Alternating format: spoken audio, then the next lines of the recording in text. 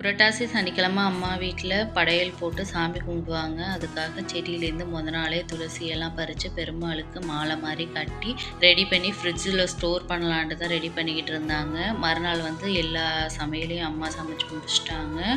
உளுந்து வடை, பெருமாளுக்கு பிடிச்ச உளுந்து வடை செய்யலான்ட்டு நான் உளுந்தை ஒரு 2 மணி நேரம் ஊற வச்சுருந்தேன். கருப்பு உளுந்தை ஊற வச்சுட்டு இது கூட ஒரு 3 ஸ்பூன் பெப்பர் எடுத்துகிட்டு கொஞ்சமாக உப்பு சேர்த்து நல்லா குறகுறப்பாக இந்த அளவுக்கு அரைச்சி எடுத்துகிட்டு வந்துக்கணும். இது கூட அரிசி மாவு 2 ஸ்பூன் போட்டுக்கலாம். கிறிஸ்பியாக வரும் வடை.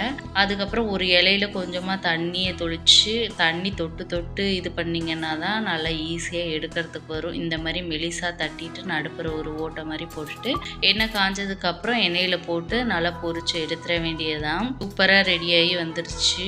டேஸ்ட்டும் சூப்பராக இருந்துச்சு. கண்டிப்பாக ட்ரை பண்ணி பார்த்துட்டு எப்படி இருந்துச்சுன்னு கமெண்ட்டில் சொல்லுங்கள். பெருமாளுக்கு படையலில் வச்சு திருப்தியாக சாமி கும்பிட்டு முடிச்சிட்டோம். நாளைக்கு ஒரு வீடியோவில் பார்க்கலாம்.